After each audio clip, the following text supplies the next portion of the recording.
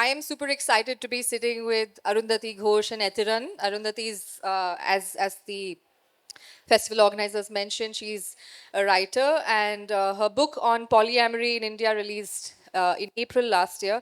Ethiran is a multidisciplinary writer who's written about cinema, politics, and today we're going to talk about polyamory in India. And I don't know if the festival organizers knew this when they nominated me to moderate the topic, but I think I'm the perfect host for this because I have attempted polyamory, and my last relationship ended because I wanted an open relationship when we started out monogamous. And my experience of trying to explain why polyamory was interesting to me and why I wanted it itself, I think we're going to start with that.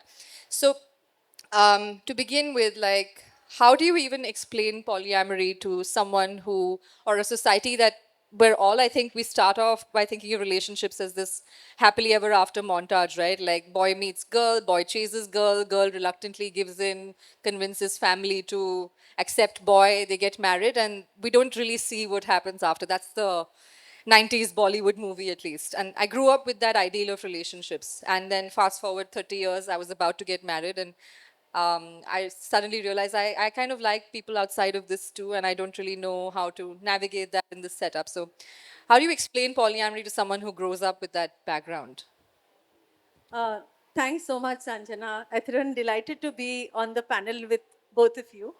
And so you've asked a very interesting question because this scenario that you gave me, there are two, three things there that one can talk about. The first bit, of course, even before I come to polyamory, is boy meets girl. As we all know, boy don't just meet boy meets boy, girl meets girl, boy meets trans meets girl, and love can happen in any of those possibilities. And we have accepted, as we should, the freedom, the right to choose, the freedom to express our love and desire for whichever gender, sexual preference, gender identity that we feel attracted to, that our desire leads us to, and sometimes more than one as well. And the next is this, the singularity of true love, right? We all grow up thinking that there is only one true love. And if we do not find that one true love, then we are doomed. Like, completely doomed. So everybody is in search of that one true love. Uh, what it also tells you is that every other kind of love is false. There's only one that is true. The way to explain to anybody what polyamory is about is just to say, it's quite simple actually, that you give yourself the freedom to love, desire, build caring relationships with more than one person at a time. You don't stop loving somebody just because you've fallen in love with another person.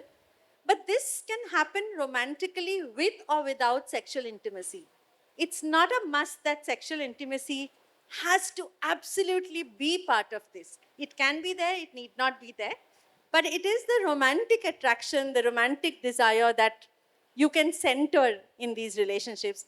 So just to explain it in this manner, I think would make people understand. Okay. Ethiran, how would you go about explaining polyamory to a mostly monogamous member of society? Like, society is mostly monogamous, so. Well, monogamy is a social construct, though. So society can construct anything according to the will. And just before, a few moments ago, we were discussing with how the colonial structure changed everything. And we had monogamy, we had polyamory in our Malayali social structure in the matriarchal system, the called Marimakatayam. We had a typical case of polyamory. Women could have the so-called sambandham with anybody. It could be Brahmin or non-Brahmin or Nai or anybody, and it depends. And even in Mahabharatam, Panchali had it, but and it became a joke. The colonial joke was that you have to leave your sandals outside to indicate that there's somebody inside and the other person can walk away.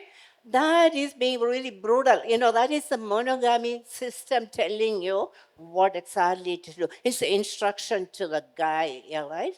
And we had to break it, and here we have an embodiment of that breakage right here. And she could do that easily. Not only she's not breaking it, but she's opening it up. That's it. She has the audacity to write a book on it. So monogamy is never. It was a monogamy. What do you have? Prostitution as the oldest profession. So it's not monogamy. There's no monogamy. Monogamy was it's a colonial uh, kind of improvisation. I was telling her the story that when Columbus discovered in quotation, Americas, they had to introduce monogamy to the Native Americans. They haven't even heard of it. So the society changed to monogamy recently. The whole world changed to monogamy recently, but it's always a false pretension. We never practice monogamy. Who practices? Very few people practice monogamy. But if you look into the history of any marital relationship, there are affairs either with the prostitutes or with other women, other men. It is an accepted fact. But when you write a textbook, you have to have it. Okay, especially for the school kids, we have to say that monogamy, okay, that is the principle, that's it. But especially in India, I don't think it's not a written, it may be a written rule, but society does not instruct you strictly. Yes, okay, of course there could be punishment for prostitution, but the punishment goes to woman, not to the man, especially. Yeah, even in all the cases, even that was the case of even in the Bible, Mary of Magdalene. Jesus asked her to ask people to throw stones those who haven't committed thing, and they were not. That is a quite a challenge to the monogamy system, even in by Jesus himself. So So essentially, the argument then is that, I mean, marriage was a construct that arose true. as an economic alliance of sorts between kingdoms Yeah. to consolidate land and property. And True. so it was more of a strategic thing that then, because whatever the elite does travels down to the middle class and becomes the norm. So uh, the argument is that marriage is also a social construct, and we are evolutionary wired to love anybody and to have multiple partners. So do you want to speak to the evolutionary arguments for polyamory? Like, what's the science on this? Not really. I don't want to speak about the evolutionary idea because, evolutionary. I'll speak about it. Yeah, All you can right. speak about it. You're the scientist, so That's you will okay. speak about it. Yeah, okay. But I also feel this, science is very political. So what is put out there as science and evolutionary sciences is also it's very contextualized, it's Western, it has a certain gaze, it has looked at multiple cultures differently. So instead, what I would say is that the idea that there can be many different kinds of ways of loving, creating family, looking after children, whether it is in communities, groups, matriarchal societies, patriarchal societies, there are these multiplicities that always existed around the world. It was never one model fits all. It was always multiple, and there was a fluidity also about sexuality and gender identities that prevailed. Colonization was one of the big changes that shifted a lot of this to very standard modules of binaries. But capitalism also played a role. Patriarchy also played a role. And each of these, Christianity also played a role. Monotheism itself played a role in the identification of the idea of the one true God, as well as the one true master of you or master of your life. And in each of these cases, there are ways in which the different ways in which we love and live were challenged, set aside, and a standard structure of this hum do hamare do, two of us and two kids, kind of nuclear family systems that we see together came. These are very, very new, actually, even if you see in the country. So I would just say, even today, if you looked around at different communities and just looked at their history 100 years ago, whether it is Africa, whether it is South America, whether it is India, you will find communities that lived very differently. And the book has a chapter actually on the different communities that had multiple husbands, multiple wives, lovers, partners, how a child could have more than one father, how children were looked after by a community and not just by a single mother and father. So these are all possibilities of living that's very much around. You wanted to talk about Yes, evolution. yes. By evolution, we are supposed to be polyamorous because look at men. Men are endowed with the billions and billions of sperms. Each ejaculation will release billions of sperms, and he can release it after a few hours or even the next day. But the idea is to fertilize as many women as possible. That's what evolution instructs on men. You go and distribute these billions of sperms into able women. And women also are looking for very able men, and they're supposed to have the best children. That's what evolution instructs. So they will try to have, they're supposed to try different men who would produce even better children. That is okay with evolution. That's what other animals practice. So it's not restricted to one person. It's especially with the men. Men are supposed to go and have children with as many. That's what evolution has instructed. മലയാളത്തിൽ പറഞ്ഞ എല്ലാ ആണുങ്ങളും മിക്കവാറും കോഴികൾ ആയിരിക്കണം എന്നാണ്. Sorry to say that. എല്ലാവരും. Yeah, we have to say we have the കോഴി is the male a cock in among hen. Yeah, yes, because he will fertilize a lot of females as much as possible, so, to have the best eggs. That's the idea. So polyamory, or in some other way, the problem is that when we hear the word polyamory, we get startled because thinking that it is something unusual. No, it is what evolution instructs, because we evolved to produce the best offspring, the best offspring. That we need a trial and error. So you can have, especially for men, they can produce sperms until they are 80 years, 90 years even. But unfortunately, for human females, it can stop around 40 or 45. You have your menopause. But until then, every month you are supposed to get fertilized. If you did not conceive, you're supposed to get fertilized with the best in the kind. So evolution is telling you to have multiple relationships, especially for men. For women, if she conceives, she has to wait until the baby is born. And then she should go and have another trial. And we kind of made social rules above, and as you were saying, because men wanted to have the financial control over it, and that's all. So it's all finance, it's all money which matters. And in this world, when women are earning, oh, it doesn't matter who brings money. But True. Ethiran, that's one of the problems I have with evolutionary analysis. Yes. It brings desire to mean procreation only.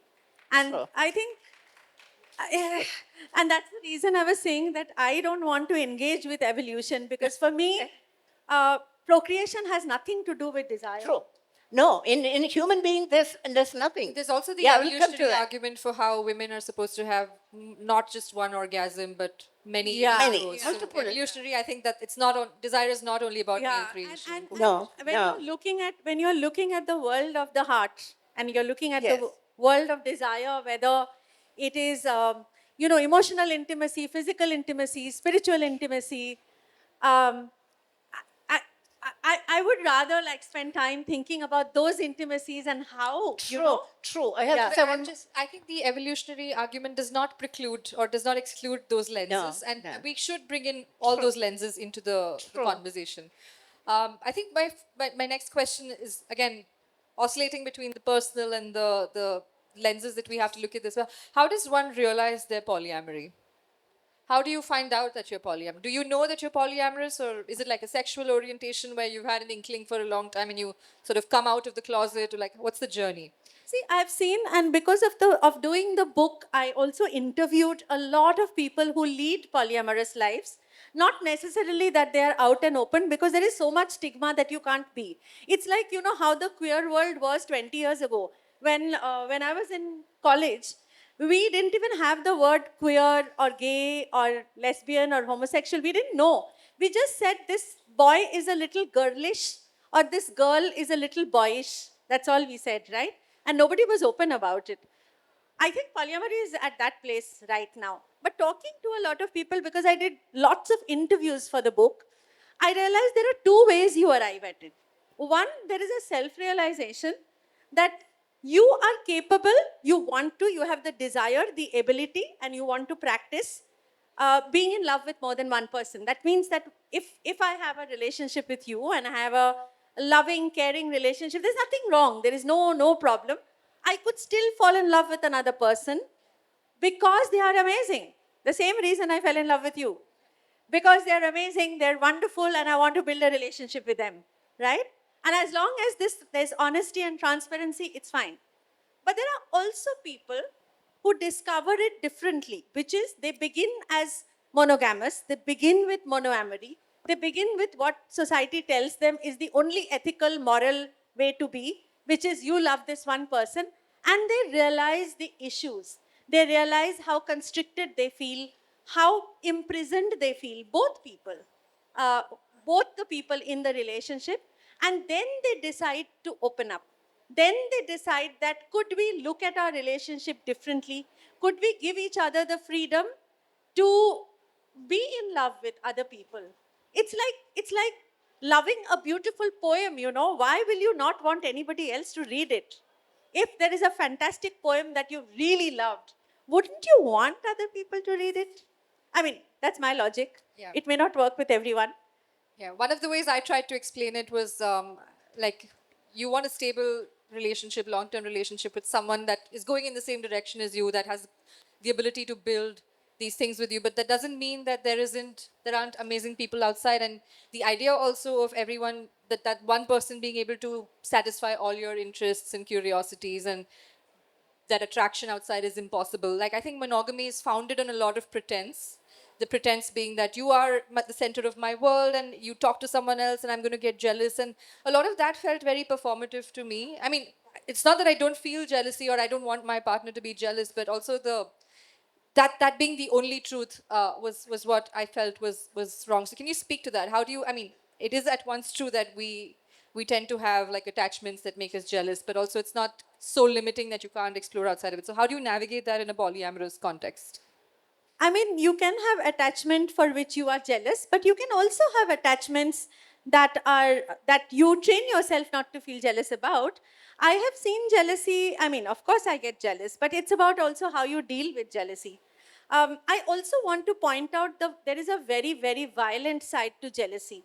Jealousy is something that today has become almost a marker or measurement of love. Passion, yeah. It's like if you are not jealous means you're not in love. Don't like me, yeah. You don't like me. And I think it's a very wrong parameter to use for something as beautiful as love.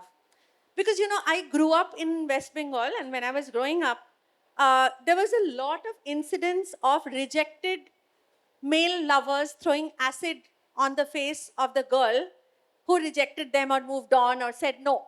And how is that love? I mean, if you love Yeah, someone, but- that's a very egoic and conditional Of kind course, of and love. how violent is that? You know, you could, out of passion, this word that we use, that murder of passion. And I never understood it, because it's like, are you condoning an act of violence because you think it came out of Some love? level it's romantic, yeah. Yeah, the idea, that it's yeah. come out of love. So I also want to point out that jealousy has this very dark side that we have to be very aware of. It's all fine to say, oh, he gets so jealous, you know, if I speak to another boy.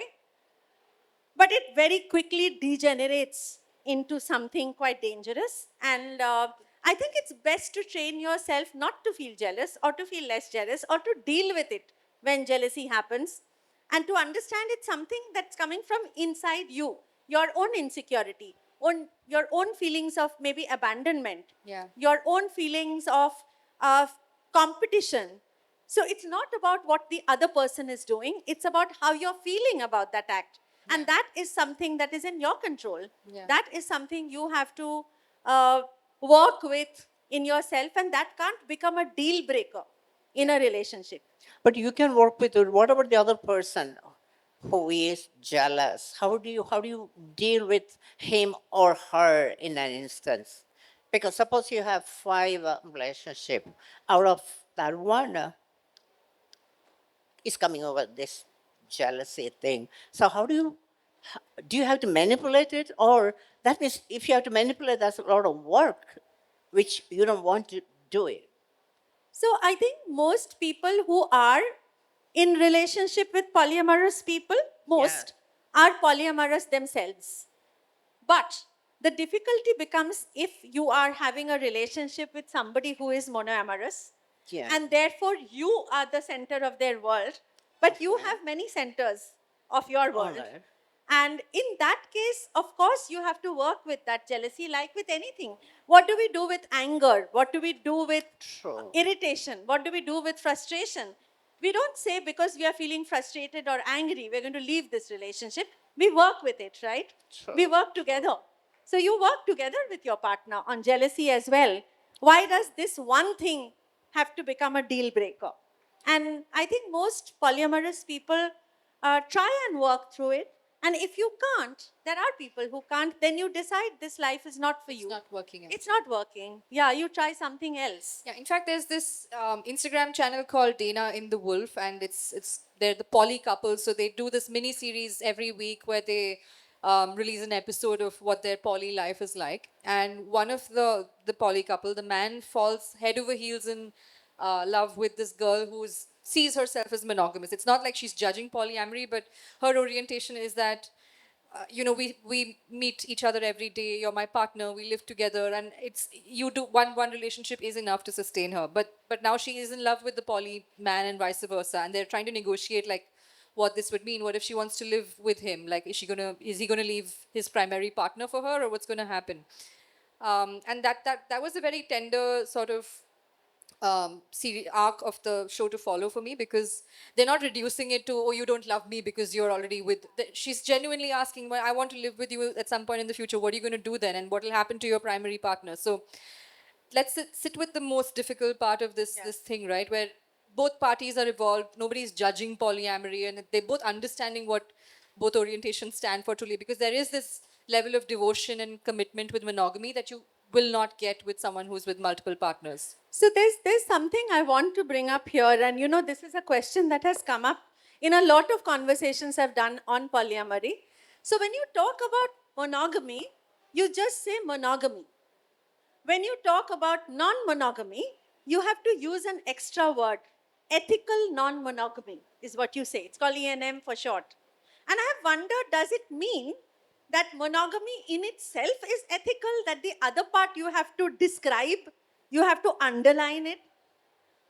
Most of the couples that I know, most relationships that I know of people who live as monogamous have all sorts of things happening to their relationships. The difference between a polyamorous couple and them is that there is denial, there is guilt, there is shame, there is deceit, and also there is a helplessness about falling in love. And there is a way in which everybody is trying to cope, manage, deal, and these are difficulties that people deal with in their emotional lives. And yet, because they live under this umbrella of monogamy, it's not something they can discuss with anybody. And so what do we do with all these feelings? I mean, if you're lucky enough, you have a therapist who understands. If you're lucky enough, you have a friend you can confide in. But otherwise, what do you do? What do you do with these pent up emotions that you're even unable to put on in the structure that you've chosen? This is one of the reasons why I see a lot of monogamous couples actually choose the path to honesty and transparency, saying, if I fall in love with another person, I'm going to be open about it, and then we can discuss. Then you and I can talk about it. Then we can say, hey, what do you want? Is something changing between us? Where is the space in monogamy to even have this honest conversation? So I think that we should call both monogamy and non-monogamy as the ethical variety and the other. So in case, suppose a scenario, somebody is monogamous, apparently, to the society, but that person, man or woman, have a polyamorous relationship at the same time, um, not kind of incognito or not known. So, how would that be handled by the other party who is polyamorous? Because it comes to, for that person, it's more of a practicality than concept.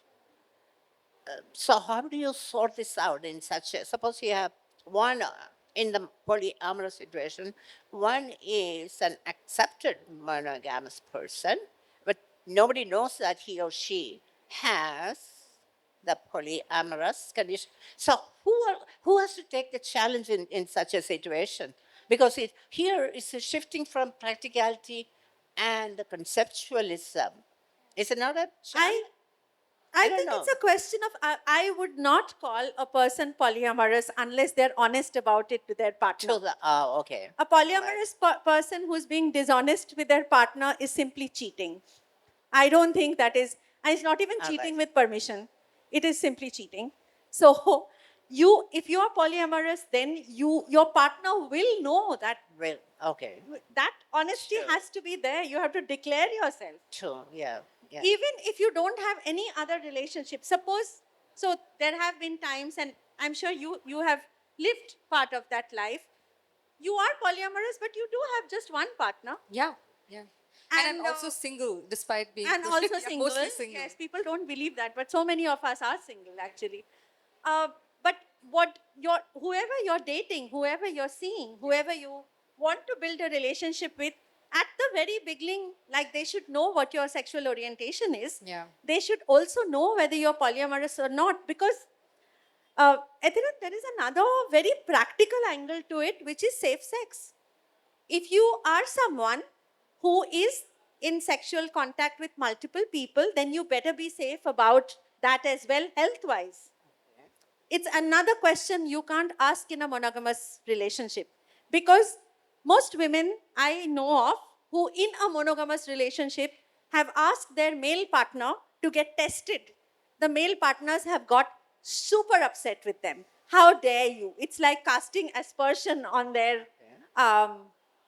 whatever motivation, on their intent, etc. Right? Yeah. But in a polyamorous relationship, when you enter a new relationship, you can very easily ask Yeah. your would-be potential partner to get tested, because you want to know what are you in there for. So I have a few questions on something you said a while ago, which is that most people in polyamorous relationships are with other polyamorous people because you don't want the tricky spot of being someone who's yeah. But before I go into those questions, I was wondering how many people in the audience here have questions about polyamorous, like believe themselves to be polyamorous or are curious about it versus um, believe themselves to be just monogamous. Can we get like a show of hands, maybe? That You cannot get a show You are putting. of hands. Hey, you're putting. If we're Yeah, we have destigmatizing the some. whole thing, what is the shame? Like you we're at a session about polyamory. Why would there be any? And it's Uh, anonymous. No, but Sanjana, I was told that, my book, All Our Loves, people are not buying it at bookstores. They're only ordering it online. That also partners are know. not telling each other they're buying.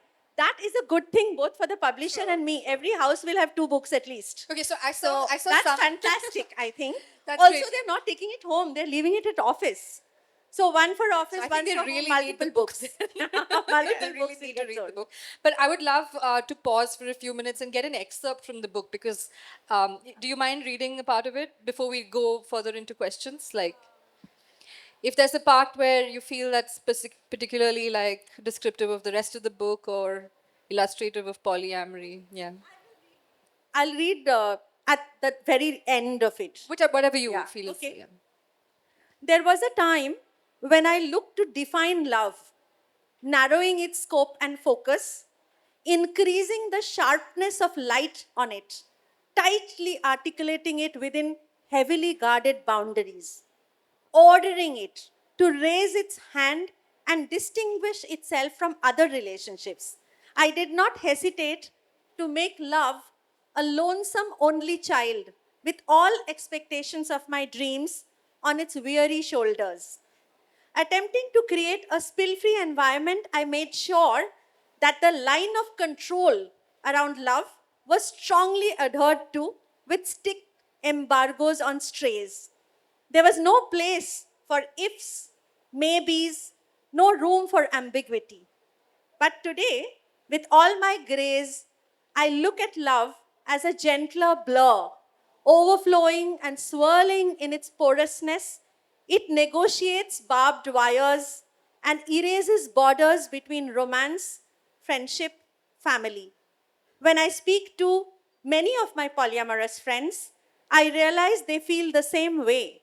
The conditioned definitions of love melt away into wholesome care, quiet compassion, and deeper responsibilities. Definitions don't matter anymore. I touch my heart and I know that life is richer when love and land are kinder to refugees. And another world is being lived right here, right now, with all our loves. I really love this choice of excerpt because I also think we put too much pressure on love. And I think the biggest unlock for me in being single has been to stop waiting. And the moment I stop waiting, like interesting people come into my life, we get into situations and there's actual exploration. But when I'm fixated on the fact that there's an absence of love, I'm amplifying that. But love is actually everywhere and it's all our loves. Yeah. Also, Sanjana, look at when we go looking for a partner, one single partner, how much pressure we put on the list of things we want. All our earlier failures come back to us, so those have to be negated. All the things we desire, all the things we need, want, may want in the future, guarantees, warranties, everything goes in. And imagine that if you are in that market, in that dating zone, everybody else also is carrying a similar list and looking at you with that list. Yeah. I think it's harsh, it's a lot of pressure, and also it tells you that you are trying to secure like an insurance plan, and love is not that. Yeah, and I think marriage makes it a lot about I remember when you move in with someone, the idea is that okay, fights start to become about okay, you didn't do the dishes and you didn't and to me, love is not about those things. Like you can live alone and separately and still have a healthier relationship than trying to force everything into this one relationship where you live together, you're getting sex from the same person, everything is from the same person. Whereas there's this relationship expert called Esther Perel who writes that marriage and sex are fundamentally different constructs, right? Marriage is about stability, providing that long-term sort of building that life together, whereas sex derives its force from novelty and desire. So you can keep the sex in your marriage alive through various ways, but ultimately it's coming from novelty. Do you want to speak about this? Just to say that, we often feel that and monogamous relationships maybe has made that for us, that the couple is always on top among all relationships. For example, if I asked anyone in this audience, do you have a relationship? You will assume I'm asking about your romantic partner. Why does relationship have to mean that? Whereas we have many very important relationships in our lives. Our parents, our children, our relatives, our grandparents, people we work with, people we connect with, friends. And yet, the couple is constantly put at the top of the heteronormative society. Yeah, and in the heteronormative world, it is a pyramid on which. But if instead of seeing that as a pyramid, you saw that as a flat space with circles of intimacies. Yes. Where different friends, families, etc., fall in those circles of intimacies, it's a very different picture. I have seen couples part because one person wants to look after their aging mother and the other doesn't agree. I have seen couples part because they have a child on the spectrum, and again, one partner is not compassionate to that. So the couple relationship falls apart for many reasons. Yeah. Because there is need for care, need for time, need for concern among other relationships. So it is not true that the couple relationship is always on top. It's an interesting point that we can go deeper into, because I think to keep the couple at the top of this, the nuclear family is the unit around which society is organized, right? 2 BHKs, and you have all this. Capitalism is organized around it. Yeah. I think And so- capitalism gains from it. Even if monogamy is limiting, even if that's something that monogamous couples may never reach in questioning about their relationship, there's so many things they do to sustain that image of being at the top of the pyramid in societies. Like the idea of a wedding being like the big fat Indian wedding, right? You want everybody to drop what they're doing for 3 days and fly down to a hotel, and you're going to house them, and then there'll be days of ceremony. Unless you're having a queer wedding and you have to look for chosen family. Yeah, true. And there's also a lot of differences between how their unions are orchestrated and performed, right, versus the heteronormative couples. So I think there's a lot that monogamy does to sustain its illusions of like what, not to disparage it, but I'm just saying there's a lot of things that could be questioned that we don't even get to questioning in society. So True, in that, I have to add one more point. The thing is that what we miss is love and desire is so inherent in us, especially in humans. It is. I think I was mistaken when I was talking about procreation and evolution. I think you got a little confused. No, evolution it's not just for procreation, because it's for social intimacy. We need human beings to connected. We need it because until now we didn't know how to put in homosexuality to evolution. We did not have an explanation until like 5 years ago. Now we know exactly, because we need to have homosexuality to have social connectedness, for survival of the society as a whole, not as an individual. So love and desire do not get wasted, and it has to be used for social uplifting and for survival. And they have proved it in bonobo monkeys, who are many of them are homosexual in there, and they have found out that they did an elaborate study recently in the community of the bonobo monkeys. They are very similar to human beings, and they found out for the society and for the community. They don't have a society, but it's for communal uplifting, for communal survival. Love and desire would be underlined as an ever flowing stream below it.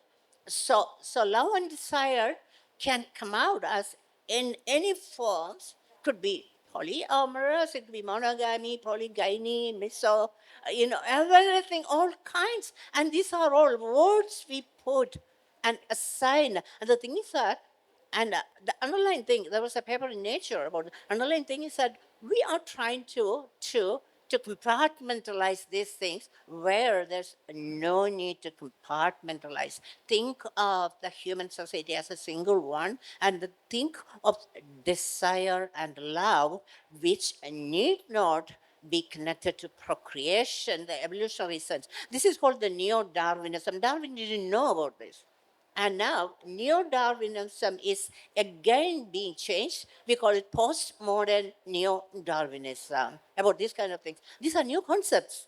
So polyamorous situation was running ahead a little bit. We came up with this word and we didn't have a good explanation. That's why we are here. We are trying to explain it in the modern, especially using English vernacular. Yes. That's the only thing. Yes. I was just thinking about what you were saying earlier, and as well, I feel like we're rescuing love from the clutches of monogamy, because we've been told love should look like this, and it should take this shape and form, and then the final arrangement needs to be this. And what we're essentially doing through this conversation in your book and in the lived experience of polyamory is being like, no, love can look like all these other things, and it is still love, and it doesn't mean it's better love than this or this is better love than that, but it's all the same, and it's all different kinds of love, and they all deserve space to exist and to feel normal in ourselves when we go about doing this, right? Yeah. But I think now that we've normalized it a bit, I think we've normalized polyamory, and pretty soon we're going to have a fully polyamorous society in India as well. It I want to already talk is. about the very real pitfalls of it also, because having attempted it a few times with limited success, I'm also like, actually, monogamy makes sense, because it's, even though I may have crushes outside of a monogamous relationship, it's not like I have the time or the inclination to engage with everybody. In fact, a lot of people are dysfunctional. The people that you start crushing on, they're not capable of sustaining a small partnership even, because they're going through something, or they can't think outside in these concepts. So let's talk about the pitfalls of polyamory broadly. I'm not going to say anything more than that. You tell me what the pitfalls are. Well, I mean, I live it. Its pitfalls are the same that I see in monogamy. It's about, adjusting to schedules of your partners. But I would say each one of us here does that because they have partners. And as I said, you have multiple relationships, all of you. Partners, parents, children, grandparents, in-laws. Your time, your effort, your resource is serving all of those people. So in a polyamorous relationship, you're also managing multiple partners, time with them, but I think what happens is, so one big pitfall is the entire world of stigmas that attack you from the outside. Misconceptions about you. So for example, a strong misconception about a polyamorous person is that because you're polyamorous, you don't have agency in deciding. Anybody who offers you love, you're supposed to take it. I've had to explain to a lot of men and some women that, hey, you're wonderful, but I'm not feeling that love towards you. So that's one thing. The second is that you're seen as shallow. You're seen as somebody who can't have long-term relationships. My relationships of love have been 18 years, 8 years, 20 years. So these are as long-term as one can get. Many monogamous relationships don't last that long. So on its own, I don't see a pitfall as specific to polyamory. What I see are people pretending to be polyamorous. That, I think, is something that one has to be very aware of. That if there is someone who just wants to have sex with many people, and that's perfectly fine, go ahead, have as much sex as you want. Just don't call it polyamorous, because that's giving some of us the wrong idea. Can we pause on this and expand? Who are these people who want to have sex freely and lot of seemingly progressive cis heterosexual men approach seemingly progressive feminist women saying, I am polyamorous and therefore I have multiple people that I can sleep with. And if you are not willing, then you are not progressive enough. And I've heard this from friends. How do they discover this disingenuousness of the... Cishet men will do anything for discovering ways to, I mean, you know that, I know that. Of polyamory are men practicing it wrong. So no, is it for sex, or is it for love, or is it desire? What is it, or a combination of all this? So I would say that, look, if you're looking just for sex, that's great. Please look, just don't call it love. Okay. And if you want to build long-term relationships, if you are in it for love, if you have that capacity, if you have that patience, if you are willing to put in that effort, like you said, it's a lot of effort as well. If you're willing to do all of that, then call it polyamorous. Otherwise, just say you enjoy sex with many people. And you were saying that polyamorous people find themselves in relationships with polyamorous people. Yeah. So my question, I guess, is more practical in that sense. So how are these communities that are forming, like, if being gay was unimaginable before 2018 and it's more normal now, and polyamory is getting to that stage, where are polyamorous people finding like-minded folks? Yeah. Yeah. At the Lit Fest. I mean, where else? I mean, in the communities we participate in our workplaces, friends of friends, dating apps. They're everywhere. They are, everywhere. Not everybody is open. Not everybody is as honest as you want them to be. Not everybody is out. But So there's this app called Field in Bangalore that have you heard of it? Yeah. Where it's specifically for left of field or like non-conformist kind of. But there are also support groups and there are collectives in different cities in India. Is it like a dating app? There's a dating almost app. a dating app? Polyamorous dating app? No, Yeah, I don't know if it's There are specifically. specific dating There is? apps. Yeah. Oh, okay. There is, but also normal dating apps, you can, I guess, choose. I'm told you can choose what your In Hinge also you can choose an you can orientation. choose to be polyamorous as well. I think my next question is that, like, it sounds like there's a lot of explaining to do. The moment you realize you're polyamorous, I think it could make your heart sink, because you're like, okay, here's another way I'm different from society, and I have to explain to my partner first, or the potential people I like who may not feel the same way about it, and then anyone else. If I dare disclose that I'm so and so, I'm open to being misunderstood. So, how do you feel about that aspect of it? See, unfortunately, today in India, you have to also explain secularism to people. You have to explain to people that all religions are to be equally respected. You have to explain to people that there is no caste system. Actually, caste is a stupid thing and it should be. So there is a lot of explanation you're doing anyway. And together with that, you add some more. Yesterday, I was watching the news, and yesterday at Hyderabad University, there was a speaker who is a Hindi poet who came and said homosexuality is abnormal, it's a psychological problem, etc. Thankfully, the students of the Hyderabad University spoke to her and sort of tried to explain things to her. So we are explaining very basic things to the world constantly world. anyway. And just add to that polyamory, I think. So you're saying basically the concept of normal is the problem, and we have to fight it everywhere, wherever we go in different. All sorts of things are being called normal today. I mean, if you look at our country now, this whole thing about one religion, one culture, one leader, one nation, this whole thing is being normalized. Yeah. So, in that aspect, I think polyness is good. Hi. Hi. Thank you, ma'am, for your words and for your book, and for articulating the wide ambit of relationships itself. My question is, when you talk about polyamory or ethical non-monogamy as such, can you speak to the ethics of this sort of relationship, whether it's polyamory, like you said, the pitfalls would be the same as it is in any other kind of relationships. So could you speak to what the ethics would be? Because when you say this is ethical non-monogamy, and in the wake of all kinds of sexualities and all kinds of gender, and so basically, can you broadly on the ethics? I know it's a very vast question, but if you could. Yeah. Thanks. But thank you for asking that, because that is what I'm questioning, right? That all relationships should be ethical. One shouldn't make non-monogamy come with a descriptor to mean that all other relationships are ethical anyway, and in the case of non-monogamy, you need to be specifically ethical. Because what does ethics mean in non-monogamy? It means honesty, it means responsibility, it means dignity. These are the three key things that but if you think about it, any relationship, even a friendship, should be based on the foundations of these three things. So I would say that all relationships should be ethical. Which relationship are we okay with being non-ethical?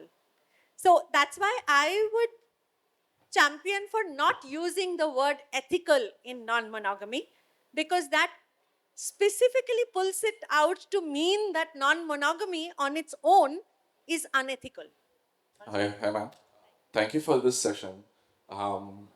Just taking as you mentioned, the foundations of a relationship, you mentioned few factors, right? Just wanted to add, there are few other factors that people consider, for example, loyalty and faithfulness, which you never mentioned, but I feel like loyalty and faithfulness is more considered as a monogamous thing, which is often misunderstood in India, like loyalty is exclusivity and never integrity, and saying faithfulness is almost restriction and not open to choices. How do you feel that comes when it comes to a polyamorous situation? Whether the pillars or the foundations change, or is it the same, and how is it treated differently? Yeah. Thank you so much. We didn't get a chance to talk about that. I've talked about it at length in the book, because you're very right. Loyalty and faithfulness are seen as two pillars of monogamy, right? But I think the way loyalty and faithfulness to begin with is very much part of polyamorous relationships as well. It's just that we define loyalty and faithfulness differently.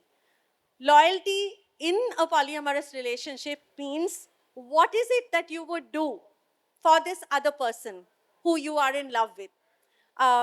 how true would you remain to that relationship?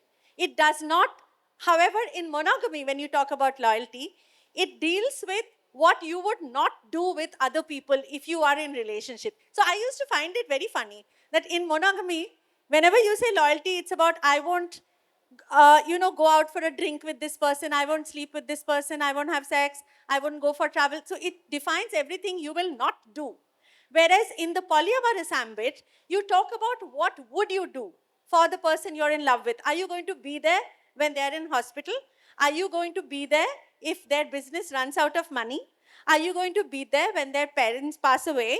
So loyalty is about what you're going to be there for in a particular relationship. It has nothing to do with what you will do with other people, do or not do with other people. And faithfulness also has very similar meanings. So I think in polyamory, we sort of define it slightly differently, and it is to do between you and the other person or persons. If you're in a three-way relationship or other, uh, it doesn't have to do with what you will or will not do with other people in the universe. ആർക്കെങ്കിലും മലയാളത്തിൽ ചോദിക്കണമെങ്കിൽ ചോദിക്കാം, ഞാൻ translate ചെയ്യാം. English പറയാൻ നിർബന്ധമില്ല. Oh, she has one. Thank you, ma'am. I have a question. Like many polyamorous relationships speak about equality, but in practice, I think especially in India, there often seems to be a main partner and others who have to hold back their emotions. I mean, like there will be a primary partner whose relationship is openly acknowledged, while others are expected to stay emotionally or socially invisible. So, is this about managing jealousy or cultural pressure, or does it point to a deeper problem in how polyamory is practiced, especially in India? Thank you so much. Such a brilliant question. Thank you. Thank you so much for it. I think there are many different structures of polyamory, and this is very specific to the structure where there is one primary partner, and there are others who are considered less than this. But it's an understanding that all people are supposed to have in that group. But it makes it very difficult, because what happens to the others, and if there are feelings that develop, I think that happens not just in polyamory. If you see, this happens in friendship. There is a best friend. There can be only one best friend. And what if you have another best friend? What does the first best friend think of the second best friend? Do you still keep talking, or do you, or, so this happens in relationships. In general, in polyamory, it is more, I would say, it burns brighter because it is seen, the differences are seen and experienced by people. I would say it is a problem of the practice. And there's another thing which you probably, that patriarchy enters everything, whether it is left politics, in everything nice, including left politics, or say the lives of queer people. There is so much heteronormativity that enters that, as well as polyamory. So often you will see that cis heterosexual men might be the ones who are determining what roles the other partners will play. And no matter how much understanding of polyamory is there, it falls back into the structures that patriarchy has always pushed. So yeah, I mean, all I can say is that one has to be very aware of the power dynamics in such a relationship stage, and decide what you want for yourself. You might want to be in one relationship a partial player, and that's fine, because you don't have the time either. But in another case, you might want to be the queen of the show. Then you have that conversation and you figure that out for yourself. But nobody can tell you to do something that you don't want to do. Nobody can make you be what you don't want to be. So you have to have your agency very much in your hand when you enter these complicated and complex relationships. But thank you again for that question. We have 2 more minutes, and this will be our last question, but thank you. Yeah. Hi, ma'am. We just came, and we got just trapped into this session. We didn't come here. We're so happy to meet you all. And one primary question is that, all traditional marriage setup, they have something to offer, like lineage, responsibility, or social duties, or property rights to the society. Yeah. And what does polyandry, such a system, can offer to the society? Is it accountable to the society? Just, I hope that I didn't Yeah. offend you. No, not at all. Brilliant question again. I thank you so much, ma'am, for asking that, because this is something, while I was writing the book, I realized that polyamorous people don't think of legalities. Maybe because some of us have privilege. When do you not think about the law? When you're very privileged. When you're privileged and you have never had to use the law, then you can not think about it. Like people of upper caste say they don't think about caste. Of course they don't. They have all the privilege of upper caste, right?